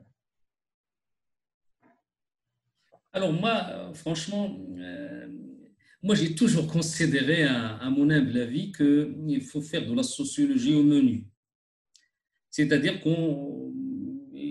la sociologie en langue arabe, la sociologie en langue française, la sociologie en langue anglaise. Et puis chacun est libre, d'une certaine manière, d'aller où bon lui semble, où là il va se sentir plus à l'aise. Ça me semble tout à fait important et ça ne peut que renforcer la sociologie, de la mettre davantage au service de la société, de la transformation sociale. Effectivement, nous ne sommes pas faits des mêmes métals, nous avons des formations différentes. Moi, j'ai eu la chance, quand j'avais mon baccalauréat à Tiznit, c'était en 89, d'aller directement faire mes études de sociologie à Paris 10. Chef-lieu de mai 68, il est interdit d'interdire, avec toute une série de sociologues très radicaux, très critiques. Il y avait Et ça, malheureusement, ne se refait pas. Moi, je ne peux pas un jour faire table rase de cette formation. Et j'ai été formé dans la langue française. Hein. Et après, quand il m'a été donné de dispenser des cours, je les ai préparés en arabe. Et ma foi, j'enseigne en arabe depuis 2008 à la faculté des lettres et des sciences humaines, tout en étant convaincu et conscient aussi de l'utilité pour les étudiants de s'abandonner à l'apprentissage d'autres langues pour à la fois renforcer leur bagage sociologique et pour voir aussi cette sociologie universelle sous un regard critique, sous un regard, par exemple, de naviguer entre les Durkheim, les Max Weber, les Becker, les Goffman, les Ibn Khaldoun et ainsi de suite.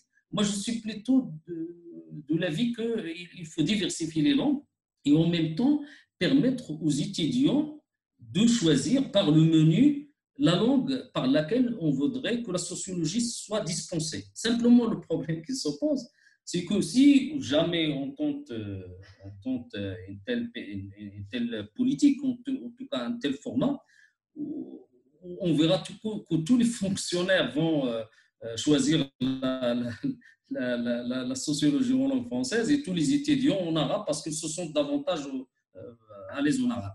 Donc la réforme, si elle doit se faire, elle doit se faire largement en amont. Il faut préparer les gens, il ne faut pas avoir de complexe. La langue arabe est là, il faut l'enrichir avec d'autres langues et permettre aux étudiants, c'est comme ça notre génération, moi je suis de la génération de la chèvre de M. Seguin, d'Alphonse Daudet, le petit chose, et ainsi de suite. Ça m'a permis d'une certaine manière et à l'époque, on faisait aussi bien l'arabe, le français, l'anglais à partir et ça ne posait jamais de problème. Moi, je pense que le plus grave danger qui menace malheureusement la sociologie, c'est plutôt comment dirais-je, je voudrais le faire dans des images qui soient plus parlantes, mais je n'ai pas un dessin pour vous le faire. Mais je dirais que le plus grand danger, c'est plutôt cette prétention de dire qu'il y a des sociologies nationales et on ne doit pas faire cours de la sociologie nationale. On ne doit pas recourir. Alors, effectivement, il faut supprimer l'enseignement de Durkheim parce qu'il serait Max Weber, Karl Marx. Mais où sont les alternatives? Généralement, il y a beaucoup de gens qui ne sont bons que pour critiquer, mais pour proposer nullement. Alors que normalement, quand on émet des critiques, il faut aussi avoir l'audace de proposer des alternatives pour la sociologie. Oui, l'arabisation est là, c'est un fait. Je pense que beaucoup de ceux qui forment aujourd'hui les étudiants sont des arabisants. Il y a un petit peu de francisants. Ça cohabite bon gré, mal gré, ma foi. La solution serait peut-être de le faire, mais heureusement qu'il y a aussi d'autres alternatives, parce qu'on peut, parallèlement à l'enseignement que l'on peut faire dans son établissement d'origine ou d'affiliation, d'appartenance, on pourrait aussi se permettre d'enseigner la sociologie en français dans les écoles, avec un public autrement réduit et où l'interaction est davantage concluante et ainsi de suite.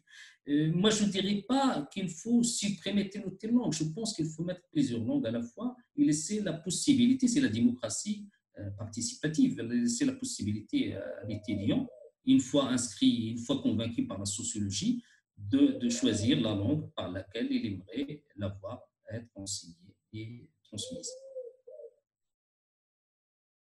Voilà.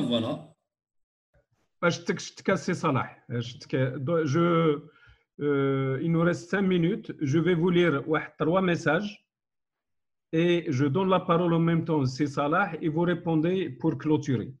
C'est Ibrahim. C'est Ibrahim. Oui, très bien. Alors, si Jamal, est-ce que la socialisation c'est approprier les normes de la société et avoir foi en elles, ou bien c'est agir selon le principe de conformisme, c'est agir selon ce que l'autre veut. C'est la première question. La seconde, c'est Faris. Il y a une grande différence entre les sujets dont se saisissent les sciences sociales et ceux dont se saisissent les sciences exactes. C'est ce qui fait la difficulté des sciences sociales. Je continue. Boudra, c'est fait. Alors, Saïd Sadq. Les rapports, voire la réduction de la sociologie et de l'anthropologie. J'ajouterai l'éthologie pour intégrer les études sur les sociétés animales, voir l'ouvrage classique de Tembergen, La vie sociale des animaux, introduction à la sociologie.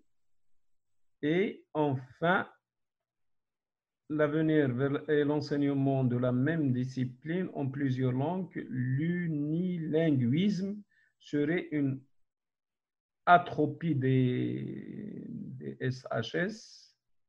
Voilà, donc, c'est Ahmadi encore une fois, l'arabisation est une question posée au Maghreb. Cette question ne se pose au Mashriq où toutes les disciplines sont enseignées en arabe et sans aucun problème.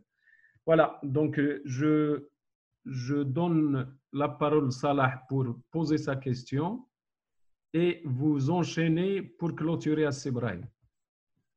Salah. Merci, Saïd Abdel-Razak, merci, Sidi Labari. En fait, moi, ce qui m'interpelle maintenant, quand j'ai écouté un petit peu tout le monde, surtout ce qui m'intrigue un petit peu, c'est le questionnement de ces Jalil, ces Charqaoui. Parce que là, c'est un témoignage quand même d'un homme de terrain qui a fait appel à des sociologues pour avoir finalement un rapport sociologique qui puisse affermir, si vous voulez, sa décision. Donc, qui puisse affermir ses décisions en se basant sur l'étude sociologique.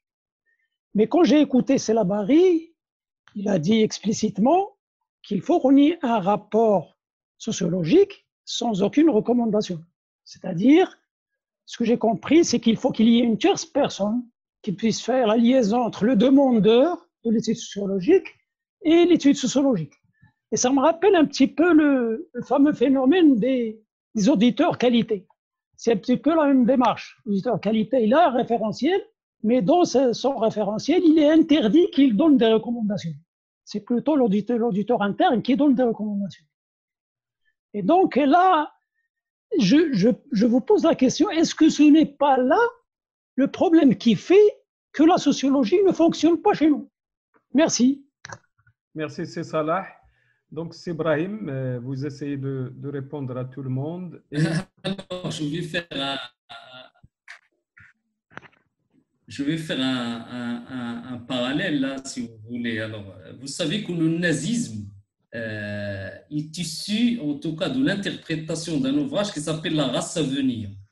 Et celui qui a écrit La race à venir n'a jamais pensé que ces idées peuvent être transformées en une doctrine politique particulièrement meurtrière. De la même manière, ça pose la question de la responsabilité de... Si le chercheur sociologue met sur la table explicitement, consciemment des recommandations, sa responsabilité est engagée. Mais il ne devrait pas être responsable. Ce n'est pas sa mission première. Sa mission première, comme on pourrait s'y attendre, elle est cantonnée dans deux statuts, enseignant, transmettre, la transmission des savoirs, la transmission des connaissances, et puis chercheur. Chercheur, ça veut dire quoi? On n'est pas des trouveurs, on est des chercheurs. Donc, on ne peut pas faire des recommandations. Si on fait de la recherche scientifique, ça veut dire on se pose des questions, on repère les choses qui vont mal, on identifie les anomalies sociales, et donc notre responsabilité ne peut jamais être engagée parce que nous ne sommes pas faits pour engager notre responsabilité, parce que nous n'avons jamais réclamé ou demandé le vote de qui que ce soit. On a fait des études, on a eu des diplômes, où il y avait un concours, on passe le concours, on est pris ou on n'est pas pris, on adhère aux règles de recrutement. Donc, le sociologue qui ose, à mon sens, donner des recommandations explicites, c'est plus un chercheur, c'est un politicien. Un politicien, moi je vais vous donner un seul exemple. Anthony Giddens, c'est un sociologue généralement respectable et respecté dans la communauté scientifique.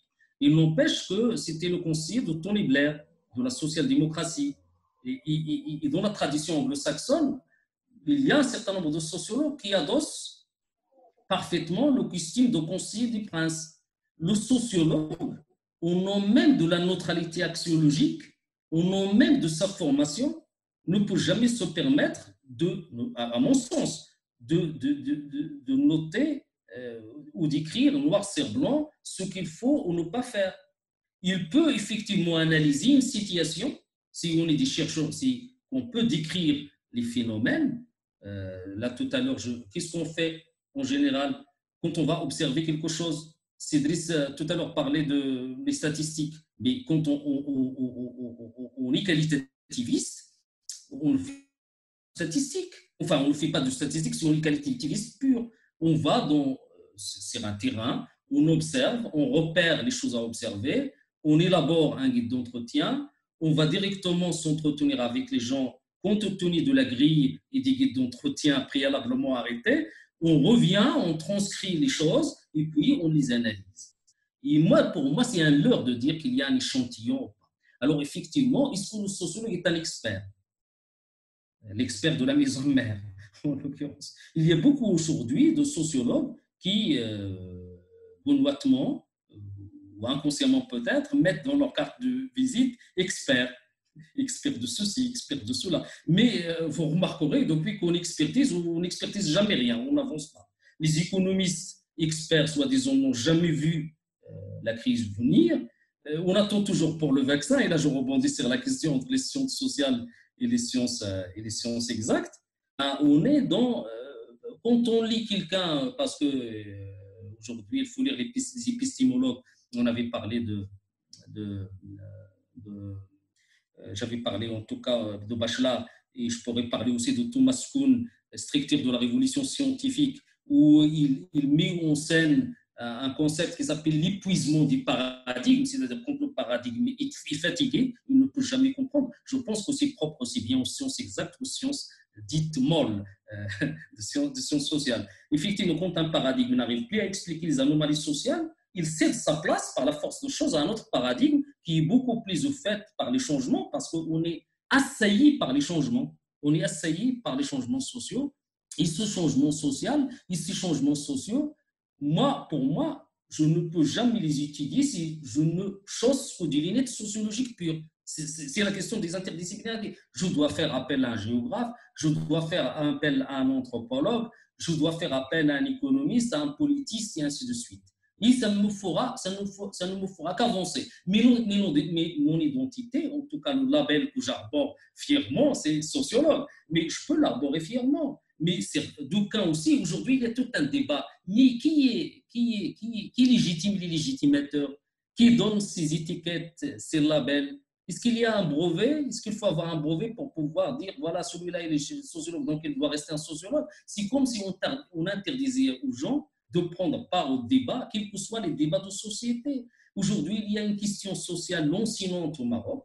Je ne pense pas qu'il est des ressorts de la sociologie à elle seule de repérer les tenants et les aboutissants de cette question, de la déchiffrer, de la comprendre, de la déconstruire, sans faire appel à d'autres spécialistes des sciences sociales. Alors, effectivement, c'est la sociologie animale. Donc, pour moi, je suis très, à titre personnel, bien évidemment, et ça n'engage que moi, je suis très, et c'est ce que je dis à mes étudiants, dans une thèse de doctorat, je ne veux pas de recommandations. Dans un mémoire de master, je ne veux pas de recommandations. Soyez modeste. Il faut être modeste. Il faut un jour revenir à une sociologie modeste, y compris dans ses ambitions. On a parlé tout à l'heure du micro et du macro. Moi, je pense qu'un bon sociologue, c'est un sociologue qui choisit à bon escient, Hassan Majdi, que je salue, a parlé tout à l'heure de réflexivité, qui choisit un sujet tout en justifiant pourquoi il a choisi ce sujet, pourquoi ce sujet est si prégnant dans la société, de sorte à ce qu'il l'amène à se saisir à ce qu'il amène le sociologue à se saisir de cet objet. Moi, il me semble qu'il y a un grand risque si les sociologues adossent le costume de politique ou d'expert. Parce qu'un jour ou l'autre, ils vont être jugés, parce qu'ils sont responsables, à moins qu'ils soient responsables sans être coupables. Moi, tout à l'heure, en rigolant, en faisant le parallèle, le nazisme était venu par l'interprétation d'un ouvrage qui s'appelle La race à venir. Donc, il y a à boire et à manger, il y a une élasticité, on peut tout à fait jouer avec les recommandations. Et à qui travaille le sociologue? À qui travaille le sociologue fonctionnaire? Parce qu'on est tous des sociologues fonctionnaires. Il travaille évidemment pour l'État. Mais si l'État ne donne pas aux sociologues suffisamment de liberté, de marge de liberté pour dire ce qu'ils pensent et pour avoir la lucidité de voir et le courage de dire, où va-t-on? Et à mon avis, c'est ça qui fait plutôt mal à la sociologie aujourd'hui. C'est que les sociologues, généralement, ils rongent leur frein. Au lieu d'appeler un chat, on l'appelle un mammifère de couleur jaune, noir ou bleu ou blanche. Donc, il y a tout un courage, à mon avis. Il faut qu'il y ait cette responsabilité de l'enseignant, toujours d'identifier, pas de donner des recommandations, d'identifier les îlots qui font plus polémique, qui font plus problème dans une société. C'est à ce prix-là qu'on peut réussir la sociologie à un rang respectable de science qu'il propose. Max Weber, il était tiraillé par ça. Les jugements de fait, le sociologue doit être factuel, les faits, fact, sans discoursir sur les faits, sans avoir un discours sur les faits. Je pense que les faits, c'est quelque chose, tout à l'heure je parlais des techniques en mettant l'observation au-dessus de toutes les techniques, bien évidemment, parce que quand vous voyez quelque chose de vos propres yeux, on ne peut plus véridique. Et après, comment on l'analyse? Aujourd'hui, effectivement, on a le virtuel, on a le numérique, on peut prendre des photos, on peut même se cacher. Il y a pas mal de types d'observations. Les étudiants savent très bien qu'il y a l'observation participante, il y a l'observation directe, il y a l'observation in situ. Il appartient, nous, ça a toujours été comme ça à Agadir, on enseigne les méthodes quantitatives et les méthodes qualitatives, je pense à S4 ou S3, semestre 3, sans jamais donner la possibilité aux étudiants d'aller sur le terrain d'I3. Il faut attendre I5 ou I6. Pourquoi? Parce qu'on a aussi la pléthore des effectifs.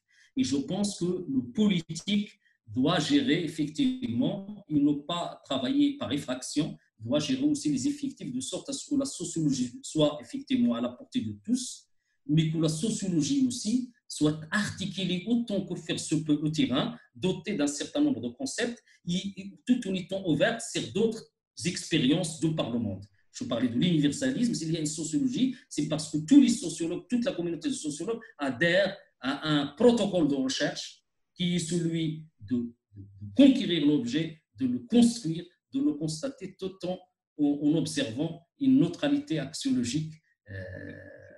Ibrahim, si tu le permets, deux questions qui m'ont interpellé. Il y a plus de 11 questions. On n'a pas le temps de les passer colons. Je tiens à passer celle de Bennani Mohamed, comme il est dans le secteur de l'écologie, les eaux et forêts. C'est une question pertinente. Comment faire de la sociologie un moyen et un levier pour le développement et la conservation des ressources naturelles, tenant compte des conditions précaires de la population rurale, en plus d'autres facteurs liés au climat et à la vulnérabilité des ressources. La seconde question, Ibrahim essaye de répondre brièvement. Sidris, la recherche, l'enseignement supérieur et l'éducation en général ont organisé par le champ politique. Ils doivent répondre à des exigences idéologiques. Aujourd'hui, c'est l'idéologie néolibérale. La sociologie, comme les autres disciplines, doivent répondre à l'exigence productiviste, à l'employabilité, pas de quoi être optimiste. Bien, donc je me limite à ces deux questions. Plus de 12 autres questions non posées. Peut-être on pourrait programmer une autre séance de manière à débattre jusqu'à la fin. Donc je vous laisse répondre les deux dernières à Sébraï. Il y a aujourd'hui une sociologie, à mon avis, qui pourrait très bien correspondre à ce qu'évoque la première question. la sensibilisation. La sensibilisation ne peut pas se faire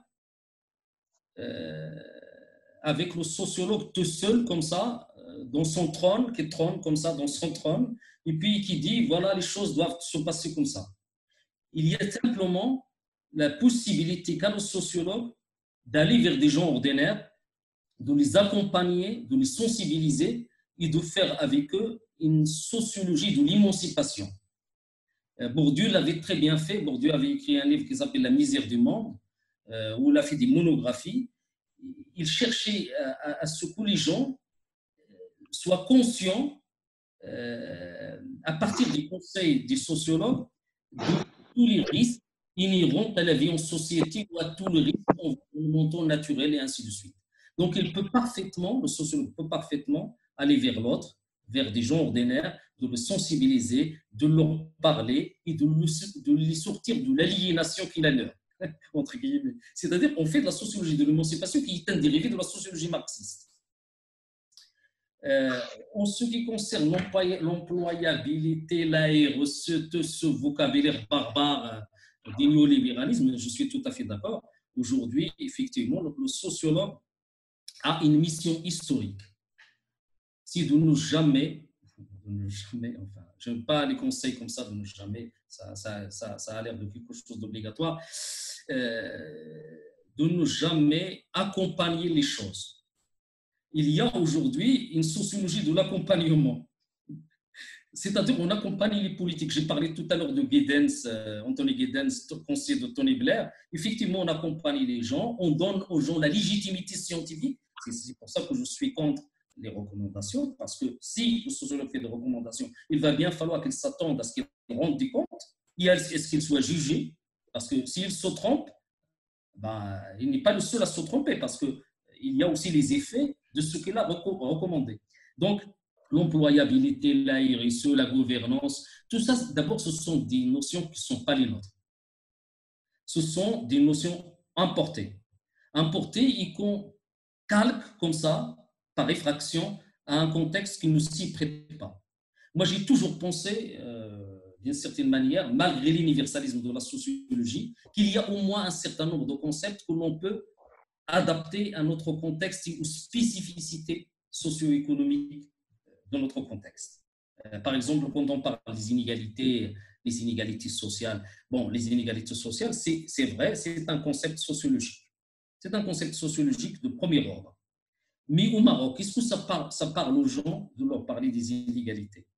Pour les intéressés, je les renvoie, parce qu'on n'a pas le temps, vous m'avez dit de faire vite, à un texte que j'avais fait pour la revue Économia qui s'appelle « Des inégalités à l'indignation », où je développe un peu qu'on a intérêt peut-être aussi à faire une alter-sociologie, c'est-à-dire une alternative à la sociologie existante qui rend à coup sûr avec ce virage néolibéral et ce virage, à mon avis, de l'import. On importe des concepts, on importe des visions du monde et on les calque sur le modèle marocain. Il y a la méthode. La méthode, elle est indiscutable, c'est scientifique, c'est universel. Mais il y a aussi ce que l'on peut faire compte tenu des spécificités locales, culturelles, et sociales et sociétales du Maroc.